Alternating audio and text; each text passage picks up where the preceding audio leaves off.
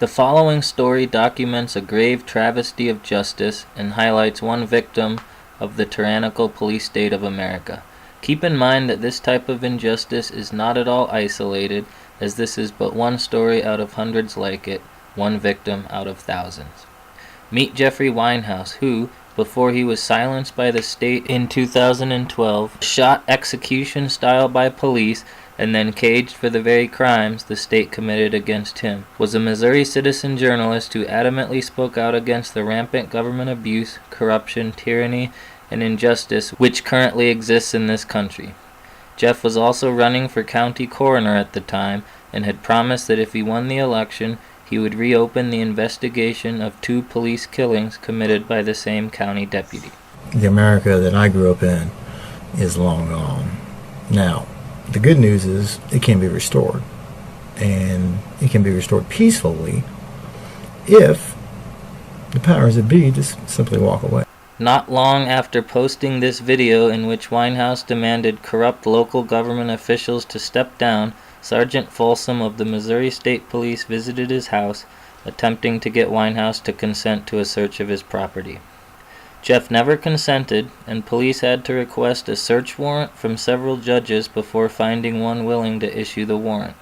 Folsom allegedly smelling marijuana when Jeff opened his door was the stated grounds for the search warrant, finally issued hours later. Upon searching his home, police found a very small amount of marijuana which Weinhaus claimed to have a medical prescription for, and strangely, they also seized his computer and all of his cameras, essentially silencing the man. And they basically came and stole my First Amendment right the other day by seizing my computers because they smelled pot. So I guess my computers were smoking pot. I really don't understand the logic of it. And one day, very soon, we're going to be able to turn that flag right side up because we're not going to be in distress anymore. We have every right, duty, and responsibility to replace the government today because they have failed their chief design. And when they can come into an office of the publisher and steal his computers, they got to go. Days later, on September 11, 2012, Jeff Weinhaus was lured to a meeting with police by Sergeant Folsom under the guise of his stolen equipment being returned. Folsom had called Weinhaus to set up the meeting, which would take place at a public parking lot where 2 Missouri State policemen, including Folsom, and 2 FBI agents were waiting for him when he arrived. Little did Jeff know that he was being led into a trap which would tragically change the course of his life forever. September 11th is a date that for many reeks of cover-up. That is especially true for Jeffrey Weinhaus, a journalist in Missouri who on September 11th, 2012, was shot 4 times by a Missouri police employee and will spend the next 25 years in a cage for it. Sound insane? That's because it is. How's it going, Jet? Good, how are you? You got the gun for? Why I got the gun? What you got the gun for? Because I'm authorized. All right, well, I'm authorized to Get down on the ground. Get on the ground. Get down on the ground. You're going to have to shoot me, man.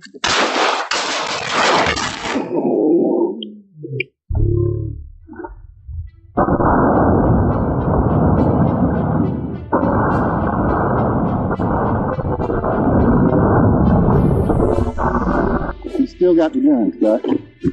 I got it. What is that, Bob? Yeah, police, FBI, highway patrol. He's down. What you just witnessed was the shooting of Jeff Weinhaus by state police and FBI. Jeff Weinhaus is a patriot, a journalist, an activist, who they lured into a meeting and then gunned him down and tried to murder him. Miraculously, Jeff survived. And miraculously, he had a camera on his wrist that recorded the whole incident. Despite all of that, the men who tried to murder Jeff Weinhaus were not charged. Rather, Jeff was charged with assaulting officers with a deadly weapon. Jeff was convicted in a court, not given due process, and sentenced to 30 years in prison, where he sits right now. Now, in recent weeks, as we look at the growing tyranny, we look at the assassination of Lavoy Finicum and the arrest of our patriot brothers and sisters, we see the sacrifice that people make for liberty. And we have to start asking ourselves the hard questions. They murdered Lavoy in cold blood, and they tried to murder Jeff Weinhaus in cold blood. And the message here is the same. A treasonous, lawless government abuses the people. It abuses the innocent. And it tries to exert unstoppable authority over the people. And it falls to us to stop that. This falls on us because we've allowed this government, and now we're waking up to the fact that as it gets worse and worse and worse, it's actually been happening for a long time. And as our courts get worse and worse and worse, we need to recognize that this is not a nation of laws anymore. We still have our Constitution. We still have our God-given rights. But the government acts in complete lawlessness. We shouldn't deceive ourselves into thinking that once we get into the court system, we're going to be given due process, because we're not. The corrupt courts and the corrupt government are going to control every step of the process. They're going to lock us in cages and put us in solitary confinement and control the jury and the evidence. They're going to put principled, peaceful patriots like Ammon and the others in prison. They're going to arrest journalists like Pete and lock them away because they didn't carry the government's message. They're going to do things just like they did to Lavoy and just like they did to Jeff, until we, the people, recognize that this is a government by the consent of the governed. That we allowed this. We allowed good to be turned into evil and light to be called darkness. We allowed the unborn and our neighbor and the innocent and the weak and the fatherless to be abused. And we have to step up, because liberty is gone in this country.